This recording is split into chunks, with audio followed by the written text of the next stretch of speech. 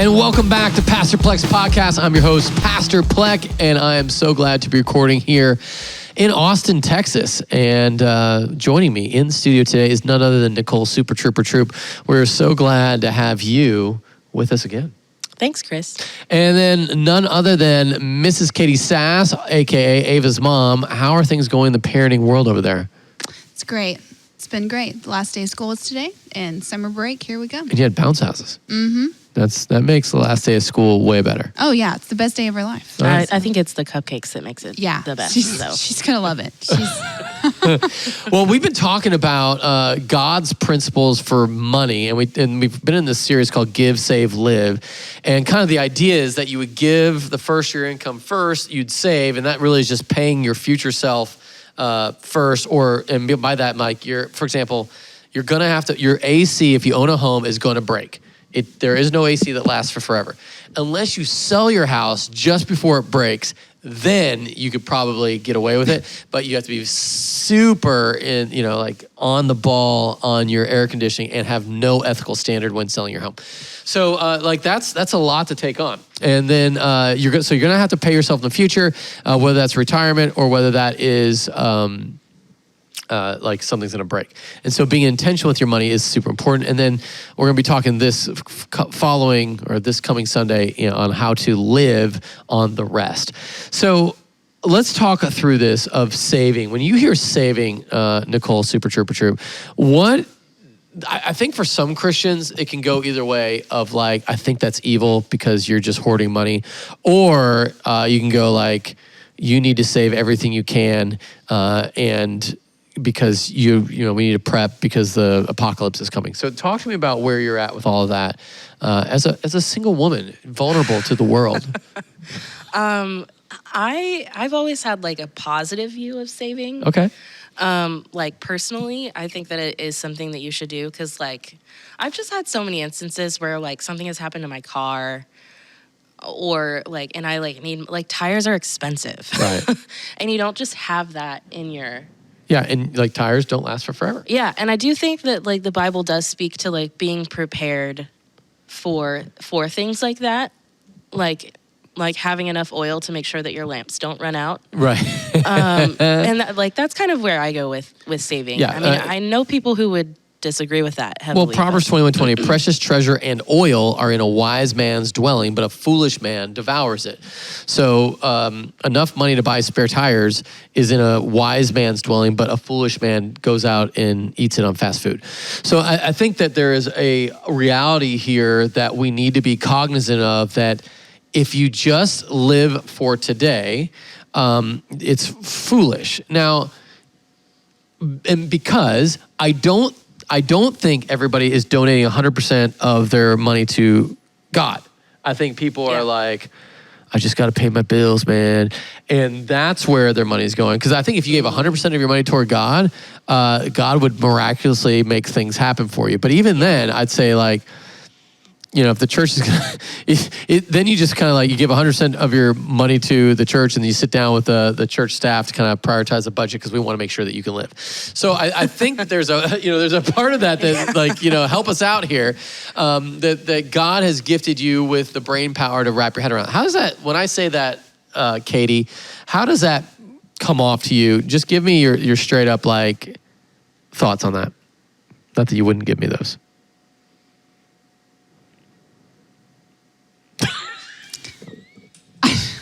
This is why you have a podcast that's video right here. I honestly, I stopped paying attention. But I was listening to what Nicole was saying about being single and how she thinks saving is great. So do you save money for anything? I don't have to think about it. Ryan does it. But at some point Ryan comes, but you obey Ryan with what you can spend. Yeah, I mean, we each have our own fun money allowance a month where we get to spend whatever that amount is on whatever we want that month. And so how do you stop yourself from just spending all of it? I spend all of it every month. I don't know why I wouldn't. How do you not spend more than that? Sometimes I do. Sometimes I So what's the punishment? Conveniently do my math wrong. Oh. And at the end of the month, Ryan will say, hey, you went over on your fund money. What? Oh, I don't know. I mean, math is hard, and 90% of the time it's genuine. Like 90% of the time I was on the bank account and I was looking at how much fund money I had spent. And I'm trying to figure out how much I have left. And I'm like, well, okay, this is how much I have left. But then there have been a couple months where I'm like, I'll just ask for forgiveness rather later. than permission. Yeah. That's good. All right. Yeah. And how's that working for you? Well, Ryan definitely gets frustrated. Huh. So He gets to be but Jesus to you more often. He gets to practice kindness and forgiveness. It's really great. But There are men everywhere cringing. Please. Oh my gosh. so glad I'm not married to her. That's probably what they're saying. But so That's why you're married to Ryan. It worked out. You got the one. well, so I did do my very best this month. Oh, wow. Because last month it was unintentional. It was very accidental. I thought I was totally fine in the clear and made it under my fund money budget. And Ryan's like, you went $30 over your budget. And I was like, what? No. I genuinely was shocked. I was like, no, I did the math. Okay. No, I didn't. And he's like, no, I looked at it this morning. I calculated it this morning and I was like, no. So I clearly didn't notice that there was something that hadn't, processed or whatever, hadn't. Oh yeah, hadn't gone through. Mm-hmm. And so I was like, oh yeah, great, I made it. So can I ask how much fund money you get a month? 100. Okay, so I mean, What do you use that for? $30 is not that. I mean, it's not the end of the world. No, it's not. He's never raging mad, but he's kind of babe, can you What do you stop. spend your fund money on? Is it coffee? Is it coffee, shoes? If I want to go shopping, or it's just whatever. Do you ever have it roll over and now you've got 200 and you can buy a bigger thing? So you do practice the art of saving. Well, no, it's if there's during weddings. So our deal is. Well, can I just say that this month I did not go over. Hey, way to go. Last night, Ryan goes, hey, you were 30 cents under 100. You spent good job. $99.60. He was like, I'm kind of impressed. I was like, yeah, I'm awesome. I know. I tried really hard. You're getting better at it. I That's know. really great. I know. So do you have to pay back the 30 or how's that work? No. I'm sure Ryan is smart enough to include a buffer in his bucket to account for. He includes a buffer. Yeah. So I think our deal with weddings though, that's been really thrilling. So our deal with weddings is anytime I get a tip, I get to keep the tip as extra fun money. Nice. And so there have been months where I have $300 Hey. for fun that month. And I'm like, oh yes, the more fun money, the more fun. It's great. Yeah. But I don't save it. I spend it. Why would I save it? Fun money is to be spent on fun. Yeah. It has a purpose. Yeah. So I think that's sort of the point. And sometimes you want more fun. It costs more money, so you have to save up for that more fun.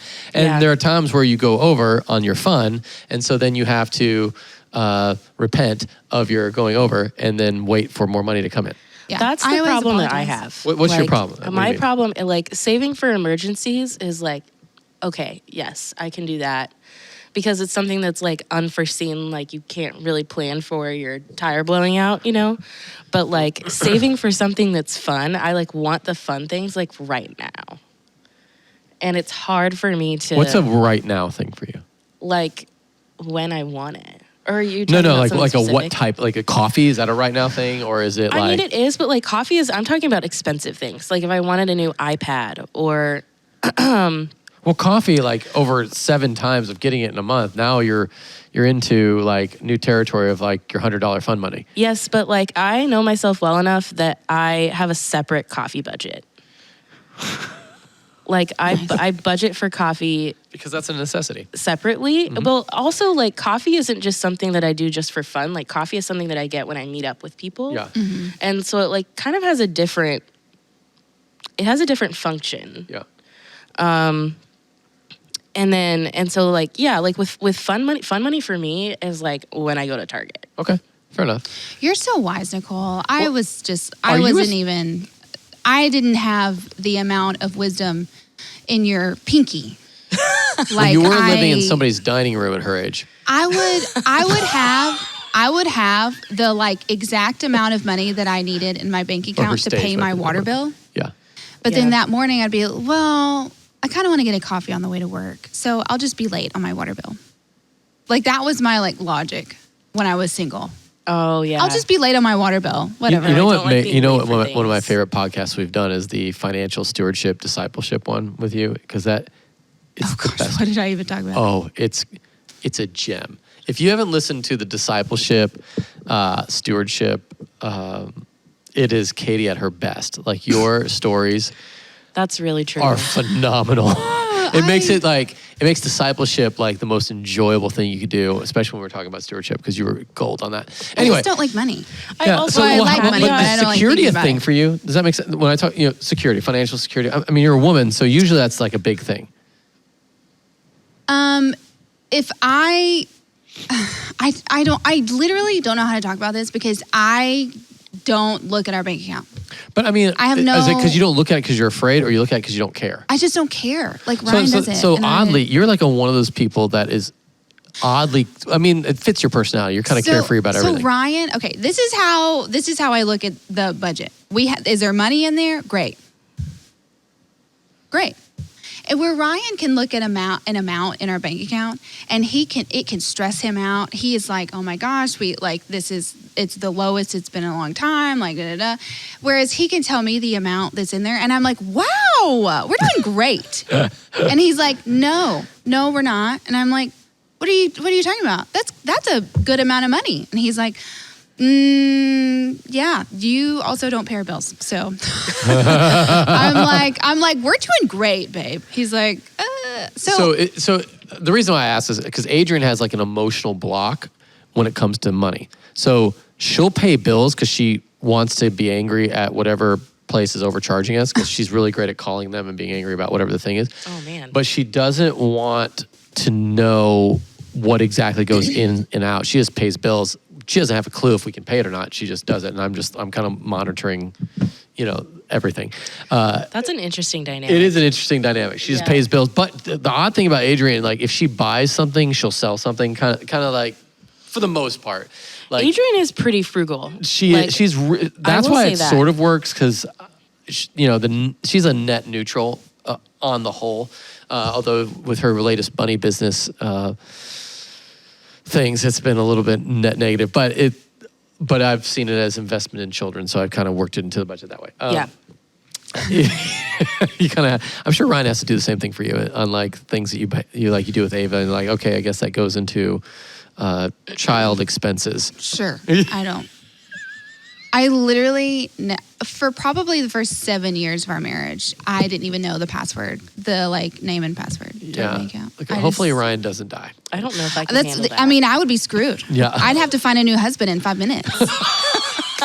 Like I would just need someone to be like, to handle the finances. Like, Hey, so men, just start lining up. Like, if she is kind of I would, like, carefree, so at literally any need- given moment, there's a lot of. She's a high risk environment, and Oh, so my at any gosh. moment Ryan could go down, and so just know that she's ready.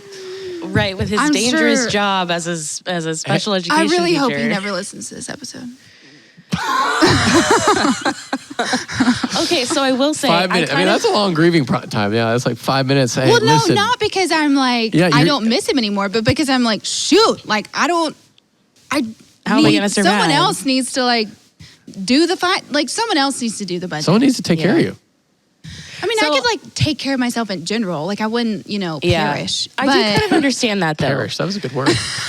I do kind of understand that though, because like one of the things, this is weird to say, but like goodness. one of the things that I'm looking forward to in marriage is having someone who will tell me no when Oh. I want to spend too much money at Target. That's a new thing. Because right now I don't have anyone holding me accountable for what I spend, because it's just me and it's just my money. I don't think you mean what you think you're saying. Well, why would she not be meaning what she thinks she's saying? I need someone to tell me no. Well, I just have such a huge problem like like doing that for myself. Like you're self-indulgent. You see a dress or shoes, you're like, I must have this. Yeah. Especially if I go into the fitting room and it looks good, I'm buying it. Like, it's really hard for me to say no to myself. All right. Yeah. So, I mean, I'm saying that now as a single person without saying, any reality of being married and like finances and stuff. So my mind could change, but so that's how I feel right now. Let me help you out on just one way this might not go well. A man saying to you, you shouldn't buy that. You're going to take that. There's a million ways to say that wrong. Yeah. And There probably is, yeah. And so, what, you don't like the way I look at it? No, we just can't afford. Oh, so we can't afford anything? And then now, when you talk about how much a man can't afford, he's sticking to a budget. Now you've just cut into his like ego like immensely. And yeah, so that's then he's fair. like a worthless human being. Oh, yeah. Oh, my gosh. know. We have had this. Yeah. So I think that's the struggle, right? So as women, like, I think, let's just go down this road because I think that's just fact. Men's like confidence is not in how they look. They could It's how they can provide. How they can provide. It just always is. They're not, I mean, they should be worried about their health and how much they're eating, but they don't care because they're like, can I provide? Can I provide for this food I'm shoving in my face? Yes, I can. Okay.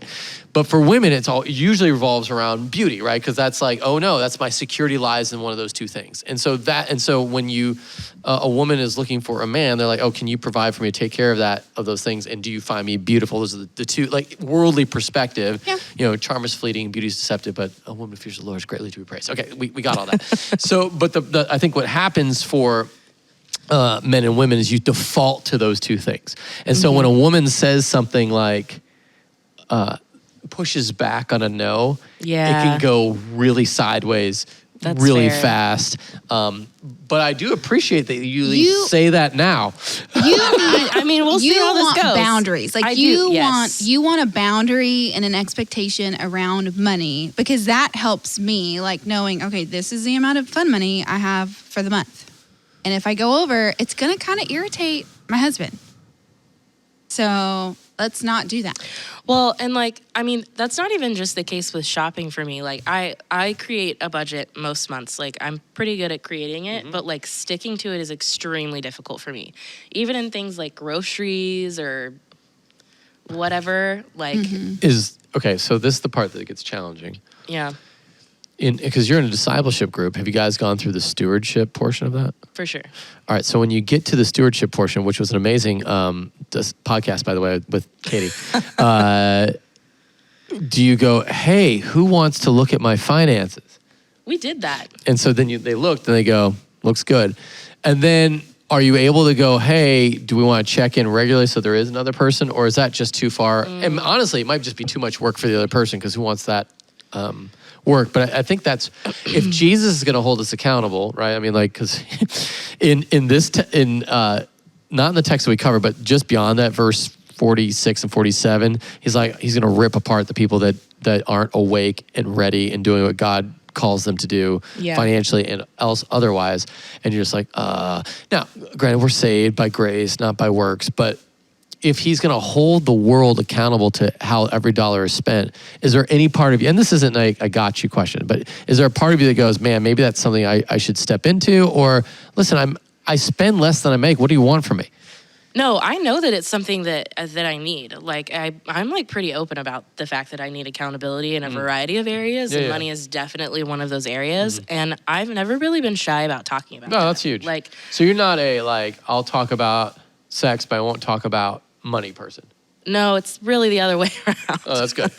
Well, and honestly, that keeps the sacred thing sacred. Yeah. And I think that's the part of our culture that has just flipped, is the sacred thing now is money and the whatever thing is sex. And it should be, money is a tool, right? So it's not good or evil. It can be used for evil and it can be used for really great good. But it's a tool. Whereas sex in and of itself is a beautiful thing that sin has marred. And I think that inherently sex is actually good, and then its misuse makes it, or can make it bad. Whereas money is always a tool, never good or bad, ever. which makes it kind of interesting. And now I'm going to go into like philosophy. Is that okay? Sure. You might tune out here, so hang with it. I want to see how long you can go with me, so I'll try and make this interesting. You better work hard. Okay, back in the day, when the Greeks were roaming the earth in their philosophical ways, everybody kind of went towards anything material is bad. Money is bad. You want to separate yourself from the physical need of anything. And so in Eastern religion kind of gets to this place as well, where your body is bad, money is bad, matter is bad, and the only thing that's good is spirit. And that gets into Gnosticism, which then is kind of graduate level of that. Whereas where like you are spirit being trapped by your body, and your whole life you're just trying to get out of your body. So if you enjoy anything, if you like a great cup of coffee, that's bad. Or if you enjoy, if you find something transcendent about sex even, then that's not good. And so that's where the Christian worldview is so different, is that God gives you, he wants you to enjoy the planet that he made you. He wants you to enjoy your body. In fact, your body is eternal, just like your spirit. Now, for a season, you'll be separated from your body when you're dead and the resurrection hasn't happened yet. But God has plans for your body, because the body is also good, just like sex is good. Whereas, hopefully that makes sense. Mm-hmm. Okay. That was the 2 cents I had on that. Did you hang with me? How long was that? Yeah, I mean, I didn't really think it was that interesting. It's just the Christian view of money is different than every other religion. Right? So it's, you can kind of go to the place where it's like nothing matters, so I'll just spend whatever I want because the soul is separated from the body, or nothing matters, so I won't spend anything to kind of completely or separate myself from the material world. Anyway, all right. So in this sermon, we talked about just the reality of, I think this came back to, I got some comments. One was how the people thought they didn't really connect the Father's view of them with money, which I thought was, I don't want to say, not that it's not interesting, because I said, for all that, this is where, and do not seek what you will eat and what you are to drink, nor be worried. This is Luke 12:29. The verse 30 is, for all the nations of the world seek after these things, and your Father knows that you need them. And what I mentioned is that you have a Father in heaven that, because he also says that that God values ravens way more than you. So if you know you are valued, and you know God is a Father, and he knows what you need, if you had a daddy who was really wealthy and doted on you, you would never worry about money. And you would see people in need and you'd say, oh, I want to share the blessing I've given with this person because of all that I have received. I have more than enough. Is there any part of you, ladies, that whenever you read or hear that verse, there's a disconnect because your father, your earthly father who stood as a proxy for God wasn't that way. And so when it comes to money, you either go one of two ways of who cares, because there's a disconnect between a father who knows what I need and is going to value me. And so I'm just going to spend whatever because nothing matters. Or on the flip side of that, I know I have to provide for myself and I got to make sure that I've got all this taken care of and I can't give any money away or be generous or whatever because I don't have a father that knows what I need. Does that make sense? Yeah. Did that hit for either of you in any particular way? Yes. Do tell. I'm also interested to hear what you have to say about this because your parents are divorced, right, Catie? Mm-hmm. Okay, so are mine. And so my dad was very frugal, always.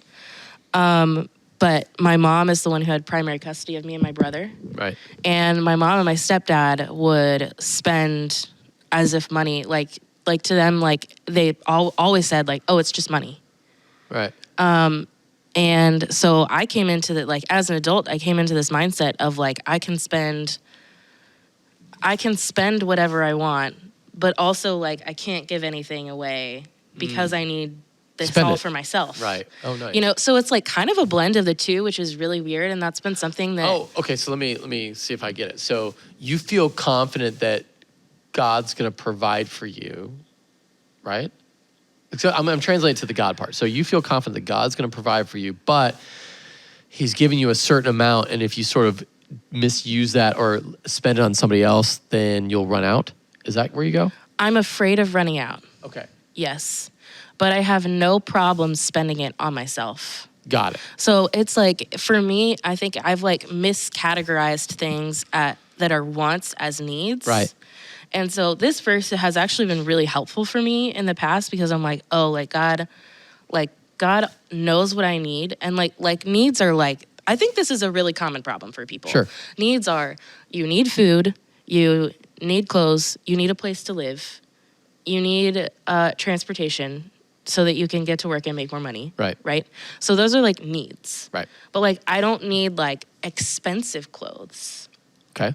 You know, I don't need a new pair of shoes every month. Right. I don't, need the most expensive haircut, or I don't need like the really expensive home goods from like Target or Crate and Barrel, And so like understanding like what is actually a need and knowing that God does always cover those. Like I don't think that I've ever been in a position where I've been uneasy about being able to pay my bills. Right. And like he has always come through, even in times where I was like, I don't know how this is gonna happen. Like when I was in college, I was like, I don't know how I'm gonna pay for myself to live in Austin for the summer, but it worked out. And I mean, it just did, and so now I have to constantly remind myself of like what is a want and what is actually a need. Okay. What about you, Catie? Where do you go with that? What's the verse that you're talking about? So the verse is, do not seek what you are to eat, what you are to drink. Don't be worried. Don't be worried. For all the nations of the world seek after these things, and your Father knows that you need them. So as of now in my life, as a married woman and a Christian, I don't worry about money. And some people might be like, oh, well, it's because you don't have to, think about the finances. No, it's because I know that God will provide. Like right. You've totally embraced this aspect of God. I completely know that God won't leave me high and dry. Mm-hmm. Like, even if I don't want to like say like, even if we lose our house or, whatever, like we're going to be taken care of. So let's go back to a couple years ago when you were like just about ready to lose your life over life. Let's go back there. Tell me about the view of God as a father then and how it's matured to now. Does that even have anything to do with when I was provision? Like going through trauma? Mm-hmm. No. Nothing to do with provision? No. What would that deal with? Like what? Like what? It's provision or security or love. Love. So that's why I thought that's interesting, because the way that Jesus appeals to people to not worry is to focus on the love of the Father. But for some reason, or is that a new thing for you? So it's because, so my dad, like the relationship with my dad was always, I knew that he would like provide. I mean, but like, he thought that was like his translation of like, oh, I'm showing you affection because I'm like paying for something for you to do. Even though he would say no, like he would say no, we can't afford that, to like pretty much anything that I wanted to do. Right. But then I still knew that we had the money because he would spend it on my brothers and whatever sporting event they wanted to do. Oh, yeah. So I knew that we had the money, but I also knew that most of our money probably wouldn't be spent on things that I wanted to do.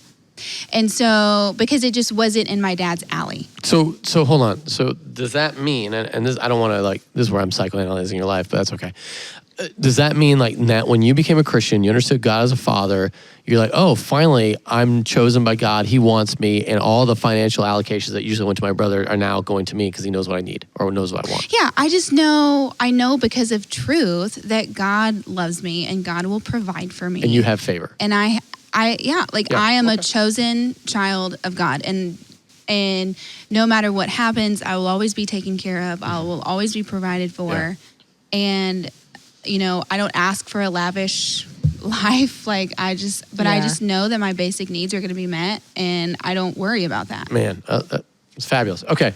I love that. Hey, listen, if you got any questions talking about faith, culture, or everything and anything in between, we'd love to hear from you. You can text at 737-231-0605.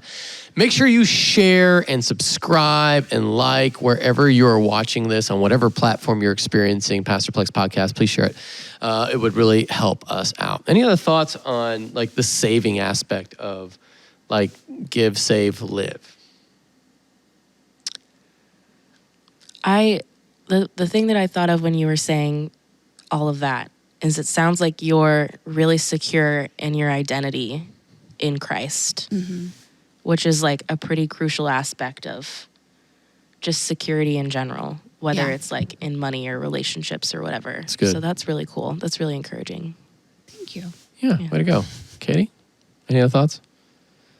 Just focus on his faithfulness and you'll be good. Yeah. I think we can land the plane on that thought. I really think that when you understand, and this has just been the blessing I've experienced, when you understand that God knows what you need, has all the resources to meet those needs, and is looking for you to enjoy what he's lavishly provided, you get to experience life without anxiety, which is really beautiful. And that doesn't mean, kind of to Nicole's point, to spend it all on yourself, because then you actually won't find joy.